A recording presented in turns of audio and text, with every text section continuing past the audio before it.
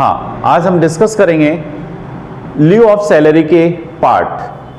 पहला पार्ट हमने last class में डिस्कस कर लिया था, इससे पहले वाला ग्रेच्युटी को हमने देख लिया इसमें। उसके बाद सेकंड पार्ट हमने देख लिया लीव सैलरी, छुट्टियों के बदले में मिलने वाला। एंड नेक्स्ट ये हमारे पास जो आज हम देख रहे हैं कंपनसेशन। कंपनसेशन क्या? अगर किसी वर्कर को कंपनी से निकाला जाता है या वर्कर अपनी इच्छा से निकल के जाता है, दोनों ही कंडीशन में उसे कंपनसेशन मिलता है। आज तक जो उसने सर्विस प्रोवाइड की है उसके बदले में कि क्या इसको दिया जाए, क्या ना दिया जाए, और जितना आपको मिलता है उसमें से कितना एग्जेम्प्ट होगा और कितना टैक्सेबल होगा, उसके बारे में डिस्कस करते हैं हम कि किस तरह से इसमें टैक्सेबल होगा और किस तरह से एग्जेम्प्ट होगा। तो देखिए कंपनसेशन को हमने टू पार्ट्स में एलोकेट किया है, government employ and other employ. Government employ के लिए रूल दे रखा है कि 100% एग्जेम्प्ट होता है जब अगर वो क्या हो, रिटायरमेंट पर उसको दिया जाता है, ठीक है। तो उसके लिए क्या है, 100% एग्जेम्प्ट। बट अदर एम्प्लॉय अगर हैं जो गवर्नमेंट एम्प्लॉय को छोड़कर अदर पर्सन है जो जॉब करते हैं प्राइवेट सेक्टर में, तो उनके लिए इसे टू पार्ट्स में लोकेट किया। दो तरह के हमारे पास दिए हैं, एक तो वॉलंटरी रिटायरमेंट, स्वैच्छिक सेवानिवृत्ति, और एक हमारे पास होता है रिट्रेचमेंट, अगर कोई कंपनी को छोड़कर जाता है तो, और एक कंपनी से स्वेच्छा से निकाला जाता है। तो अगर कंपनी में वर्कर को स्वेच्छा से निकाला जाता है, उस कंडीशन में रूल दे रखा है, अगर क्वेश्चन के अंदर आपको रिटायरमेंट की डेट दे रखी हो और डेट ना दे रखी हो, सिर्फ क्या दे रखा हो, वॉलंटरी रिटायरमेंट दे रखा है और आपको अमाउंट दे रखी है, कहता है क्वेश्चन के अंदर कि इन्हें अपनी स्वेच्छा से सेवानिवृत्ति लेने की वजह से इनको 10 लाख रुपए क्या दिया जाता है, कंपनसेशन दिया जाता है। तो उस कंडीशन में हमारे पास सिर्फ इसके लिए 2 पॉइंट्स यूज होंगे, actual allowance, actual amount received, कितना अमाउंट, उसको कितना मिला, 10 लाख रुपए, 10 लाख रुपीस, और सीलिंग अमाउंट जो आपको दी है, इन दोनों में कंपेयर करेंगे और इन दोनों से कंपेयर करके कहेंगे कि विच एवर इज लेस, दोनों में से जो भी कम होगा। एंड कैलकुलेशन कैसे करेंगे, वही एक्चुअल अमाउंट रिसीव्ड और इन दोनों में से जो अमाउंट कम है उसको लेस करने के बाद जो पार्ट आएगा उसको टैक्सेबल करेंगे। कैसे? एक्चुअल अमाउंट रिसीव्ड, या आप कह सकते हैं कंपनसेशन, जहां पर आप लिखेंगे कंपनसेशन कितना रिसीव्ड हुआ, 10। हमारे पास जो ब्लॉक बनवाया था मैंने फर्स्ट डे, आउटर कॉलम में और इनर कॉलम में आपने ये लिखना है। एंड लेस करेंगे इसमें से क्या, एग्जिम्पशन,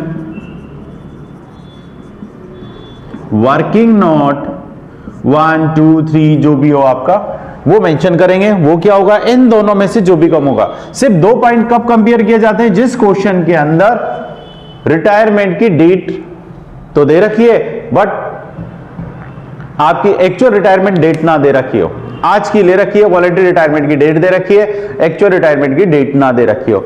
सिर्फ जब क्वेश्चन में सिंपल वर्ड बोले कि आपको क्या दिया जाता है, स्वैच्छिक सेवानिवृत्ति ली जाती है और उसके बदले में इनको 5 लाख रुपए दिए जाते हैं या 10 लाख रुपए दिए जाते, तो ये 10 लाख में से लेस करेंगे, दोनों में से कम कौन सा है, 5 लाख रुपीज, तो 5, एंड टैक्सेबल कितना हो गया, 5। अगर 8 होता तो 8 में से 5 गया तो 3। ये हमारे पास सिंपल रूल है, जब क्वेश्चन में क्या नहीं दी हो, एक्चुअल रिटायरमेंट की डेट ना दे रखी हो। हाँ, अगर क्वेश्चन के अंदर एक्चुअल रिटायरमेंट की डेट दे रखी हो तो उस कंडीशन में आपके पास पॉइंट थोड़ा चेंज होता है। देखिए क्या, तो देखिए हमारे पास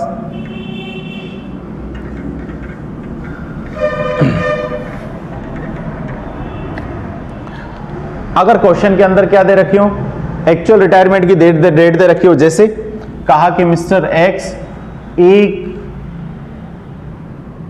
फरवरी 2021 को रिटायरमेंट होने वाले।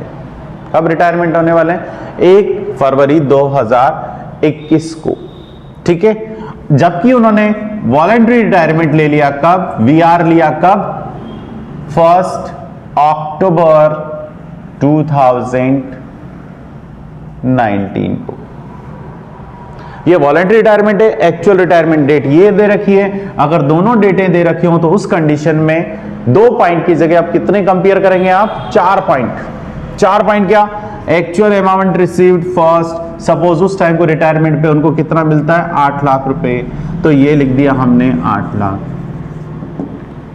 सेकेंड पॉइंट जो आपका उसमें भी था, सीलिंग अमाउंट कितनी, ₹5 लाख रुपीस, ये तो दोनों में कॉमन।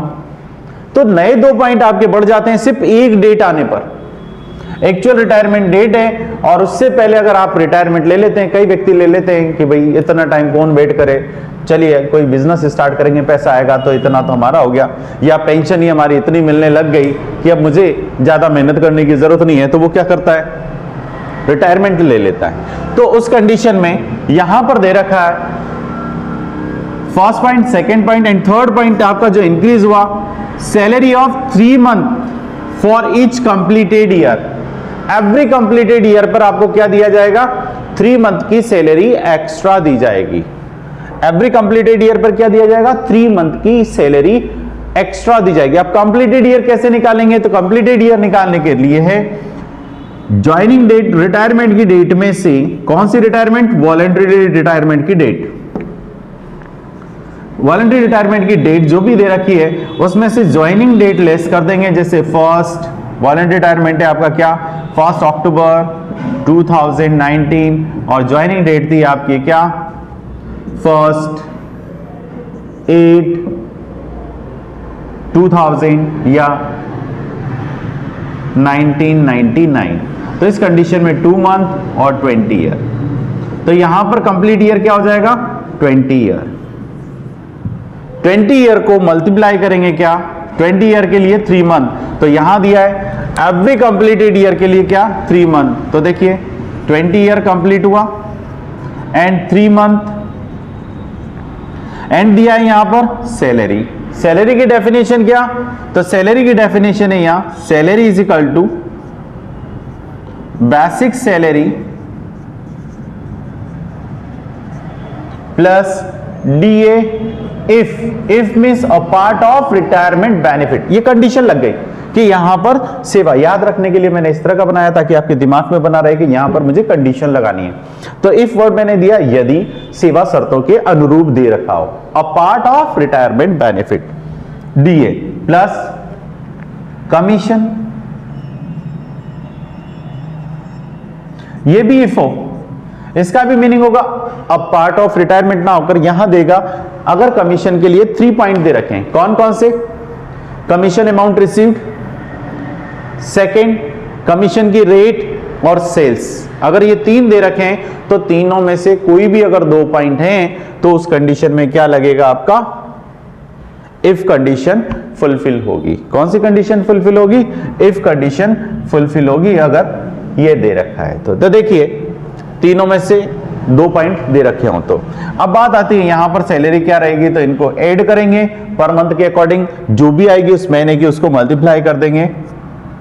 ना तो यहां डेज है ना मंथ है, तो मंथ कौन सा, सिर्फ ये सैलरी में इन 3 चीजों को इंक्लूड करना है। एक महीने की सैलरी, जिस दिन रिटायरमेंट हुआ उस दिन उसकी सैलरी क्या चल रही थी, उसकी बेसिक सपोज 10,000 चल रही थी, डीए सपोज इफ था 2,000 एंड कमीशन आपका कितना था, तो जितना 12 मंथ का आया उसको डिवाइड करेंगे 12 से और निकालेंगे 1 मंथ का, 1000 आया तो 1, ये आया आपका पास कितना 13,000।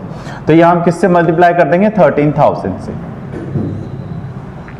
And next salary of the remaining period, बचा हुआ पीरियड कितना है, तो देखिए आपकी रिटायरमेंट की डेट ये थी, ज्वाइनिंग डेट ये, एक्चुअल रिटायरमेंट तो ये था और रिटायरमेंट की, तो टाइम पीरियड यहां बच गया हमारे पास, कितना निकाल के देख लेते हैं। देखिए कितना पीरियड निकल रहा है, 1 में से 1 लेस किया तो कुछ नहीं, 2 में से 10 लेस नहीं होगा तो 1 ईयर कैरी किया यानी 12 महीने, 12 प्लस 2 14, 14 में से तो 4 मंथ और यहां कितना रह गया 20, तो 1 ईयर। तो यहां पर आपके पास आ गया कितना 16 मंथ, कितने मंथ 16 मंथ। तो आपको क्या दी जाएगी, 16 मंथ की सैलरी यहां दी जाएगी।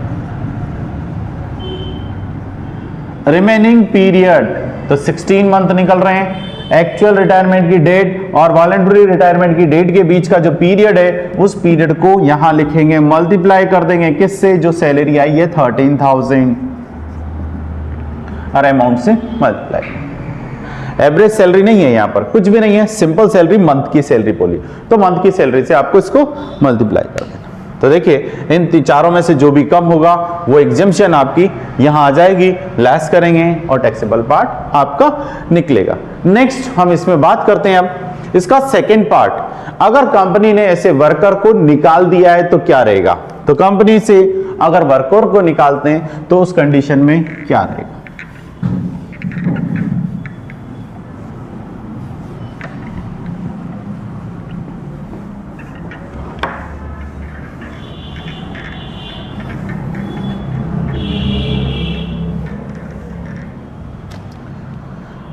तो इसका सेकंड पार्ट हमारे पास बनता है, फर्स्ट पार्ट तो आपका वॉलंटरी रिटायरमेंट था, ठीक है, और दूसरा पॉइंट हमारे पास बनता है रिट्रेचमेंट, छटनी, कंपनी ने निकाला।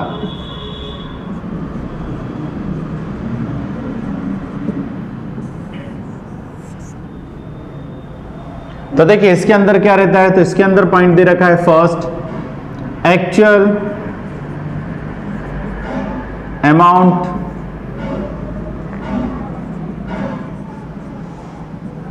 रिसीव जो आपको मिला, second every completed year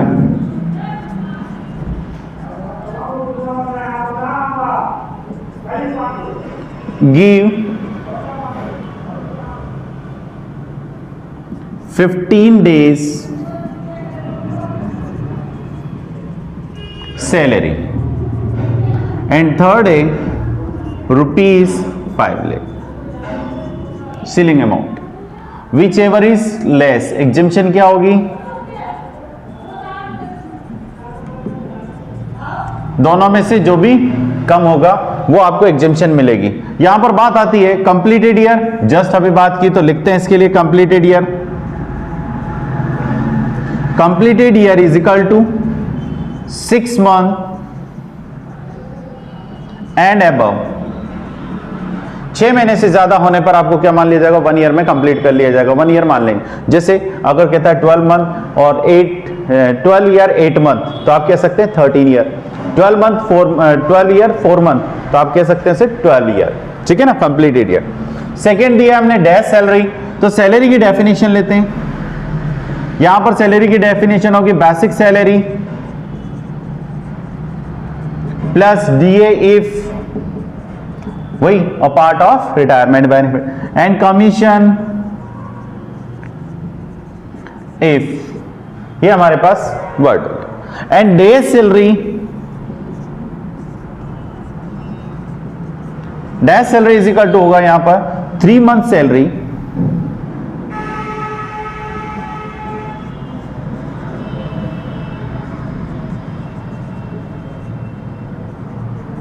before date of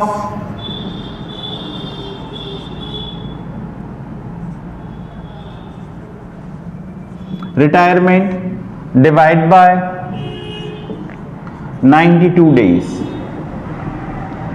इनको ये सैलरी जो आपने डेफिनेशन लिखी है 3 month की वो चाहिए, ये सारे पॉइंट 3 से डिवाइड करेंगे 92 से, पर डे सैलरी आएगी तो डेज को मल्टीप्लाई करेंगे। जैसे कंप्लीट ईयर आपका कुछ होता है 12 ईयर आया तो 12 ईयर कंप्लीट है तो 12 ईयर